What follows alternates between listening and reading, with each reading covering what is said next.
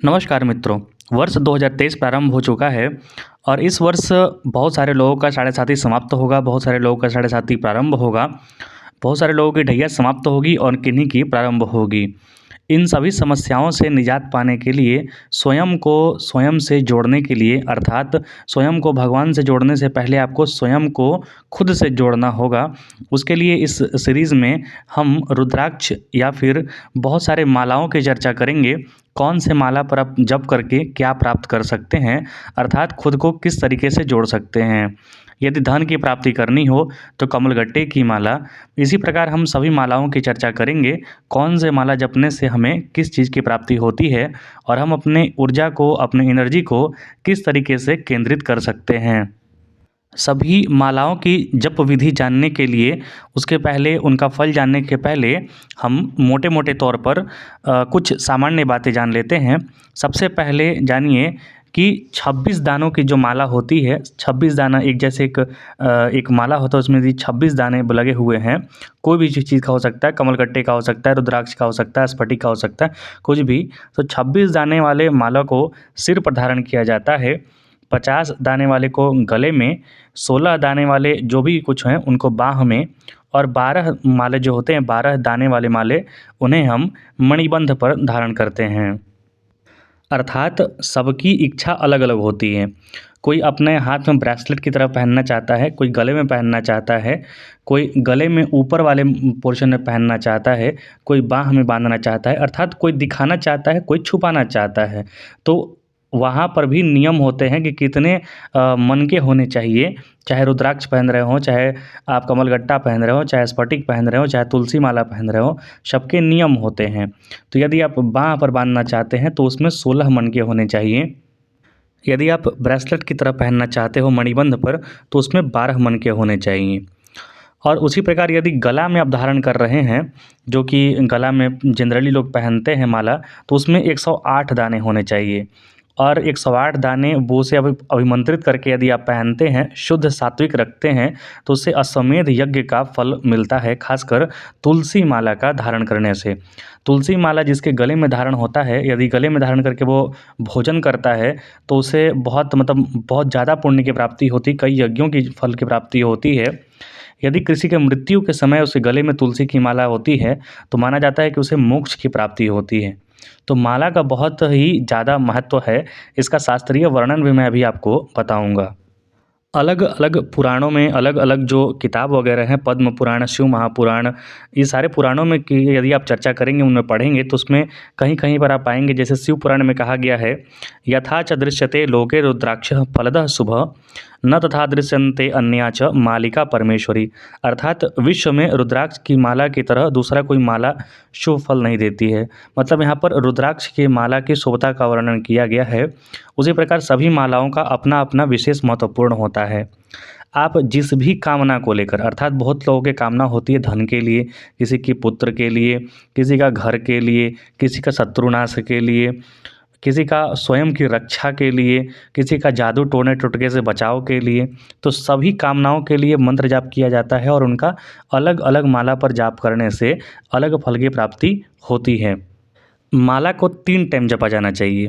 पहला सुबह, दोपहर या शाम, आप कोई भी टाइम को फिक्स कर सकते हैं। और माला जपने का सबसे पहला नियम ये होता है कि माला आप जब भी जपें, सुबह जपें, दोपहर जपें, शाम जपें, मतलब जब भी जपें, एक फ़िक्स टाइम कर लें कि उस टाइम में प्रतिदिन कम से कम आप जपें। क्योंकि जप का एक जो समय होता है या फिर पूजा का जो एक समय होता है, वो निर्धारित होना चाहिए। पूजा का समय ऊपर नीचे होने से वहाँ पर फल की प्राप्ति में बाधा आती है। इसीलिए जब भी आप पूजा करें या फिर जप माला करें, तो उसका एक निर्धारित समय कर लें कि इस मतलब प्रतिदिन इस समय हमें जप करना है। मतलब उससे 5-10 मिनट आगे पीछे हो सकता है, लेकिन एक लगभग मोटा-मोटा आप निर्धारित समय करिए पहले।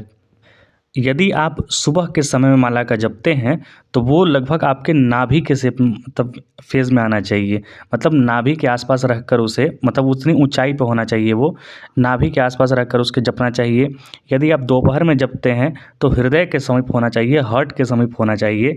और यदि आप शाम के समय माला जपते हैं तो उसे आँखों के सामने, मतलब कि उतनी ऊंचाई पर रह के उसे जपना चाहिए। यदि आप पूछेंगे कि माला कैसे जपना चाहिए, कौन से उँगली पर रख के जपना चाहिए, क्योंकि बहुत सारे लोग उँगली तर्जनी पर रख के जपते हैं, तर्जनी और अंगूठे का इस्तेमाल करते हैं। कोई लोग इस्तेमाल करते हैं मिडिल फिंगर और अंगूठे का इस्तेमाल करते हैं, तो उसका भी अलग अलग महत्व है। जैसे कि तर्जनी पर रख कर यदि आप माला का जाप करते हैं तो ध्यान साधना के लिए होता है, शत्रुनाश के लिए होता है। लेकिन यदि धन प्राप्ति के लिए यदि आपको माला जप करना है तो मिडिल फिंगर पर यानी मध्यमा उंगली पर रख कर उसे जप को, जो माला है उसे घुमाया जाता है। वैदिक मंत्र जो भी होते हैं, वैदिक मंत्रों का जाप सुबह या शाम को करना चाहिए, दोपहर में करना चाहिए। लेकिन यदि आपको रात्रि में करना है तो रात्रि में तंत्रोक्त मंत्र जो भी होते हैं, तंत्र विद्या वाली जो मंत्र होती हैं, उनका जाप रात्रि में किया जाता है। मंत्र जाप का जैसे मैंने बताया, समय एक ही रखें, बार बार समय ना बदलें, अन्यथा मंत्र जाप का फल नहीं मिलता है। मंत्र जपने का सर्वोत्तम सबसे पहला है कि आपको एक जगह आसन की शुद्धि कर लेनी है और आसन की शुद्धि कर कर वहीं बैठकर मंत्र जपना है। अर्थात बहुत लोगों का आदत होता है कि घूमते फिरते, चलते फिरते कहीं हाथ में रख लिए हैं और माला फेरे जा रहे हैं, फेरे जा रहे हैं। उसका फल नहीं मिलता है, क्योंकि माला फेरने का सबसे पहला तो उद्देश्य ये होता है कि मन को एकाग्रचित करना है, अपनी शक्ति को, अपनी ऊर्जा को एक जगह एकत्रित करना है। तो यदि आप घूमते फिरते माला हाथ में लेकर डोलाते चल रहे हैं तो उसका बहुत ज़्यादा फल नहीं मिलता है। पहला बात यही है। कोई भी जप प्रारंभ करने से पहले आपको किसी न किसी को साक्षी मानना होता है। आपके जप जो कर रहे हैं उसका साक्षी कौन होगा? तो या तो यदि आप सूर्य मतलब कि खुले प्रांगण में कर रहे हैं कहीं पर, तो कहीं जो देवता है उनको मान लीजिए साक्षी, सूर्यदेव को साक्षी मान लीजिए, तुलसी माता को साक्षी मान लीजिए, या अग्निदेव यानी कि दीप प्रज्वलित कर कर माला का जप करना प्रारंभ करना चाहिए। अर्थात कोई न कोई किसी न किसी को साक्षी मान के करना चाहिए कि हम जप कर रहे हैं और आप इसके साक्षी हैं। जप करने के लिए आप किसी भी सिंथेटिक आसन, मतलब कि जो प्लास्टिक वगैरह का जो आसन बना होता है उस पर बैठकर जप ना करें। कुछ भी ना मिले तो ज़मीन साफ़ कर ले वहाँ पर बैठ जाएँ, लकड़ी की चौकी पर बैठ जाएँ, सूती या चटाई पर बैठ जाएँ, लेकिन सिंथेटिक प्लास्टिक वगैरह पर बैठकर ना जपें। मंत्र जप करते समय माला को दूसरे को नहीं दिखाना चाहिए, क्योंकि माला का इसीलिए माला को एक थैले में रख कर ही जप करना चाहिए। माला का जप करते हुए किसी को इसलिए नहीं दिखाना चाहिए क्योंकि वहाँ जिस तरीके से स्त्री पुरुष संबंध बनाते हैं वो भी एकांत में संबंध बनाते हैं, उसी तरीके से माला का भी संबंध माना जाता है, क्योंकि वहाँ पर एक ऊर्जा का प्रभाव होता है, एक ऊर्जा निर्मित होती है जो सकारात्मक हो सकती है, नकारात्मक हो सकती है, ये डिपेंड करता है जपने वाले पर। लेकिन जो भी ऊर्जा का निर्माण होता है उसे अकेले में एकांत में ही करना चाहिए। और मेरे हिसाब से जैसा मैंने अभी तक अध्ययन किया है, श्रेयस्कर यही होता है कि अपने मध्यमा उंगली पर रखकर और अंगूठे से ही माला को घुमाया जाए, क्योंकि यहाँ पर ये जो कलयुग है यहाँ पर अधिकतर लोग, मतलब अधिकतर क्या, मैक्सिमम लोग यहाँ पर धन की इच्छा करते हैं, कामना की इच्छा करते हैं, और कोई भी कामना पूर्ति के लिए मिडिल फिंगर का ही इस्तेमाल यहाँ पे किया जाता है। और जो तर्जनी उंगली होता है वो तंत्रोक्त शक्तियों के लिए या फिर ध्यान साधना के लिए, प्रबल ध्यान साधना के लिए होता है। तो प्रबल ध्यान साधना तो यहाँ लोग करते नहीं हैं, इन्हें मिडिल फिंगर वाला जो धन चाहिए होता है, कामना की पूर्ति चाहिए होती है, वही करते हैं। तो वहाँ पर वही साधना करनी चाहिए। अंगिरा स्मृति में माला का महत्व बताया गया है। विना दमश्चैव कृत्यम सच दानम विनोदकम असंख्यता तो यह जप्तम तत्सर्वम निष्फल भवेत। अर्थात बिना कुश के अनुष्ठान, मतलब कि जब भी कोई पूजा वगैरह होता है तो पवित्री धारण किया जाता है। बिना पवित्री का अनुष्ठान जो होता है वो अपूर्ण माना जाता है। उसी प्रकार बिना माला के जो जो माला 108 वाला जप होता है उसका बिना, यदि आप ऐसे ही जप रहे हैं बिना माला के, तो वो जो जप होता है वो निष्फल माना जाता है। अब सबसे पहला चीज़ मन में उठता है कि 108 बार ही क्यों जपा जाना चाहिए। तो इसके बारे में योग चूड़ामणि उपनिषद होता है, उसमें बताया गया है, पदस्थानी दिवारात्रि सहस्त्राण्येकं विंशतिः एतद् संख्या सततं मंत्र जीवो जपति सर्वदा। अर्थात हमारी सांसों की संख्या के आधार पर 108 दानों की माला स्वीकृति की गई है। 24 घंटे में एक व्यक्ति 21,600 बार सांस लेता है, एक स्वस्थ व्यक्ति। चूँकि 12 घंटे दिनचर्या में निकल जाते हैं तो शेष 12 घंटे देव आराधना के लिए बचते हैं, अर्थात 10,800 सांसों का उपयोग अपने इष्ट देव को स्मरण करने में व्यतीत करना चाहिए। लेकिन इतना समय हर किसी के लिए संभव नहीं होता है, इसीलिए इस संख्या में से अंतिम दो जो शून्य है वो हटाकर 108 सांस में ही प्रभु स्मरण की मान्यता प्रदान की गई है।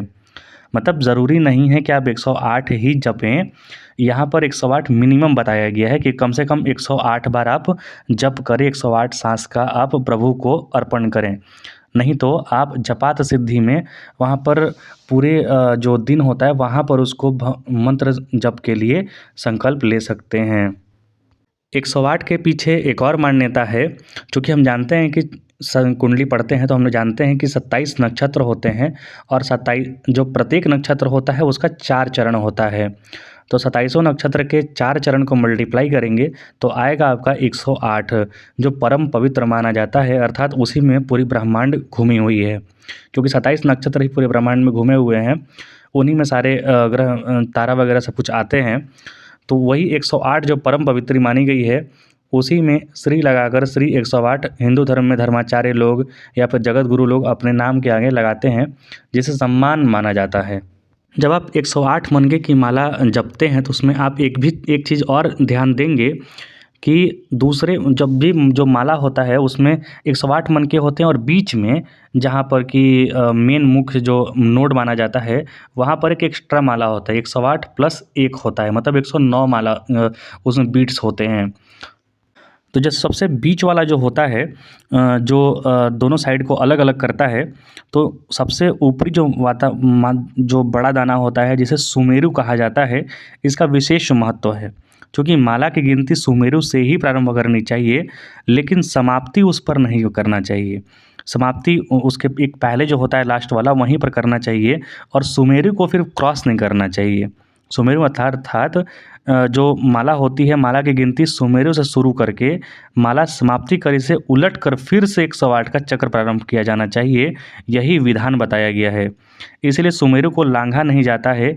एक बार माला जब पूर्ण हो जाती है तो अपने इष्ट देव का स्मरण करते हुए सुमेरु को मस्तक से स्पर्श करते हुए पुनः उसे वापस वहीं से उल्टे दिशा में चलना चाहिए। ये होता है मंत्र जप का विधान होता है।